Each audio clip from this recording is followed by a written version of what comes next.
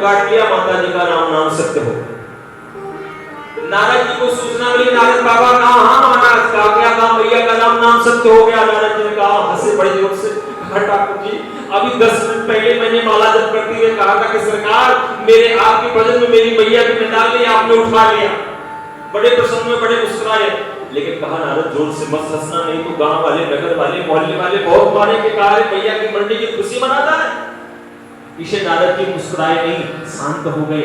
आए गांव में मैया जी के अंतिम संस्कार को किया, लाश संस्कार समस्त क्रियाओं को किया, और करने के बाद करे नारद जी निकले जैसे गुरुदेव महाराज जिस दिशा में गए थे उधर चले जा रहे हैं, कहां जाना है मालूम नहीं। पहुंच गए मथुरा की तलहटी में, नारद बाबा पहुंच गए, और पहुंच करके नारद जी ने एक पीपल के पेड़ के नीचे थक गए थे, वो सरोवर था, उसमें जाकर नारद बाबा ने पानी पिया, अपनी प्यास बुझाई, वहीं पीपल के नीचे बैठ करके वो जो गुरुदेव महाराज ने नाम दिया था जपने, जपते जपते प्राणायाम किया। ऐसा प्राणायाम चढ़ाया नारद बाबा ने, नाम जप करते करते नारद जी हृदय में भगवान की दिव्य झांकी प्रकट हो गई। भगवान नारायण शंख चक्र गदा पद्म लिए हुए मुस्कुराते हुए दिखाई देने लगे।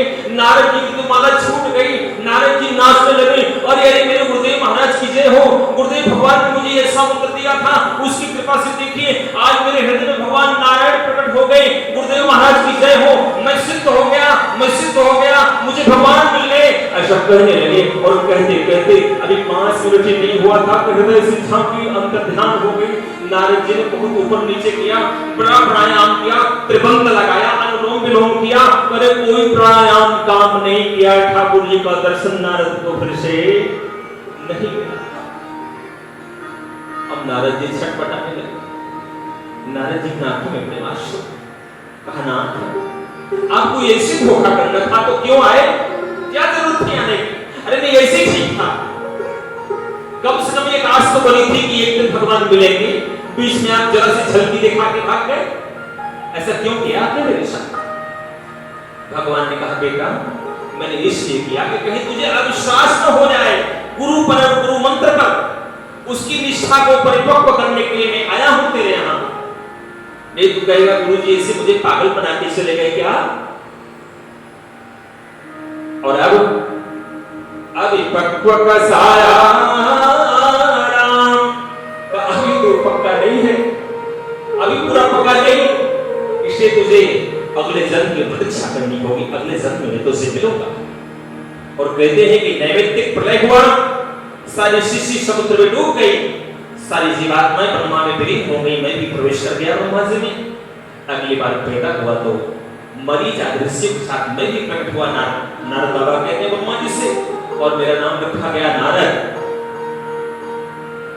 तब से मैं लोक हर लोक में आता जाता हूं, कहीं भी किसी लोक में मेरे लिए कोई बंधन नहीं है, और पीड़ा लेकर के भगवान का नाम गाना करता हूं। इससे कहा व्यास जी भगवान के नाम को गाइए, मात्र यही अवलंबन है, भगवान के नाम को गाने के बाद ही कोई व्यवस्था बन सकती है। ऐसी दिव्य शिक्षा दे करके नारद बाबा व्यास जी को पुष्ट किया, और व्यास जी सरस्वती नदी के किनारे बैठ करके ध्यान कर रहे थे। ध्यान करते हुए कि कैसे लिखूं क्या करूं, चतुश्लोकी भागवत का ज्ञान नारद बाबा ने 3 उंगली लगाई, व्यास जी के हृदय में सारे ज्ञान को उड़ेल दिया, और उसी 4 श्लोकों का विस्तार करने के लिए व्यास जी महाराज बैठे थे, ध्यान कर रहे थे। गणपति देव प्रकट हुए, गणेश भगवान प्रकट होकर बोले व्यास जी मैं लिखूंगा तो रुकूंगा नहीं, रुकूंगा तो लिखूंगा नहीं, इसलिए सावधानी पूर्वक मेरे साथ संवाद करना, लेखन क्रिया का संवाद तभी करना। व्यास जी महाराज बोलते गए, गणपति जी लिखते गए, ऐसी 365 अध्यायों की, 18,000 श्लोकों की, 12 स्कंदों की भागवती परम संहिता तैयार हुई, जिसे श्रीमद् भागवत महापुराण कहते हैं। अब कथा आगे की तरफ बढ़ी, कथा महाभारत की तरफ जा रही है। बोले श्री राधा मोहन लाल की जय, जय श्री श्री राधे।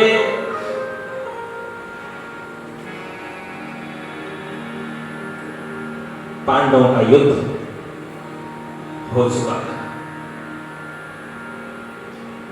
ऐसे पांडव जो अपनी राज की सत्ता से वंचित और इनके अपने ही सगे लोग,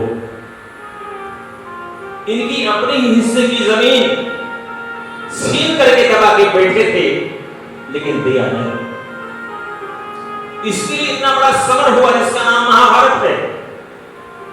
कितनी छोटी सेनाएं भारतवर्ष में काट दी गई, तलवारों से कूट दी गई।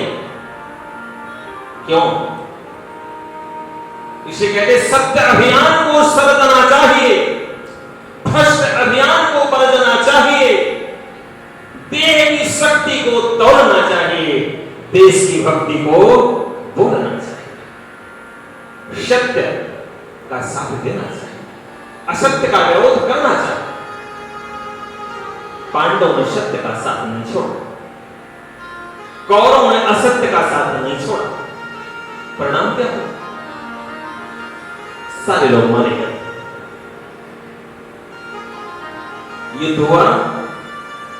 भीम दादा ने प्रतिज्ञा कर लिया, जिस दंगे में मेरी पत्नी द्रौपदी को इस दुष्ट ने, दुशासन ने, दुर्योधन ने बिठाया है, मैं अगर पांडु का भक्षक हूं तो मैं संकल्प लेता हूं, एक दिन इसके इसी जंघे को अपनी गदा से नहीं तोड़ा तो मैं पांडव पुत्र भीम नहीं।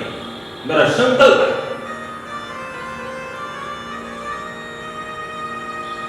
युद्ध हुआ, गदा युद्ध। गदा युद्ध होने जा रहा था। दुर्योधन घबराया हुआ था।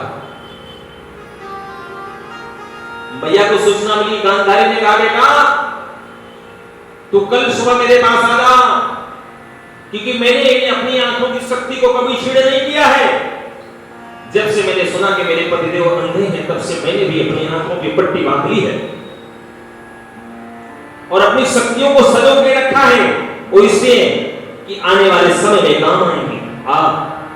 तेरे एक एक अंगों को यदि मैंने छू लिया तो वज्रता हो जाएगा। इसको सुन करके आज दुर्योधन जा रहा है अपनी मां गांधारी के पास। ठाकुर को पता लगा, ठाकुर जी ने देखा कि यदि गांधारी के पास चला गया तो मेरा गदा जो भीम है, जो संकल्प लिया, उसका संकल्प भ्रष्ट हो जाएगा, क्या करूं? ठाकुर ने दुर्योधन के पास जाकर, क्यों, कहां जा रहे हो? कहा मैया के पास। क्या मैंने सुना मैया के पास नंगे धड़ंगे जा रहा है, तो 5 साल का बच्चा, तुझे शर्म नहीं आती है? अरे पागल महामानव, कम से कम एक कौपीन तो पहन लेता, केले के पत्ते का। केले के पत्ते का कौपीन जब पहन करके मैया गांधारी के पास गया, गांधारी ने कहा कि दासी मेरी पट्टी खोल। जब पट्टी खोला दासी ने, खोलते कहा बेटा ये बता, तुझे कहीं कृष्ण तो नहीं मिल गया था? कहा हाँ भैया, तुझे कैसे पता चला? कहा तेरी कौपीन देखकर मुझे मालूम पड़ा कि तुझे कृष्ण मिल गया। पांडवों के पल पल पग पग क्षण क्षण पे रक्षा करने वाला अगर कोई है तो श्री कृष्ण है। कहा बेटा गदा युद्ध होगा, भीम की गदा तेरे संधे को चकनाचूर कर देगी, तो मारा जाएगा। तेरे और किसी अंग में भीम की गदा का कोई प्रहार नहीं होगा, लेकिन ये जंघा तेरा कच्चा रह गया, मेरी आंखें वहां नहीं देख पा रही हैं, तो मारा जाएगा।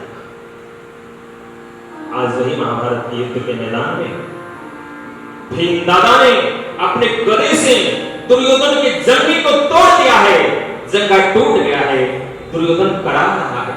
लाखों मानव की लाशें पड़ी हुई हैं, कौवे, मांस खाने वाले गिद्ध बार बार उसे मरा हुआ प्राणी समझ उसके मांस को नोच के भागते हैं। दुर्योधन कहता करा रहा है। उसी समय इसका मित्र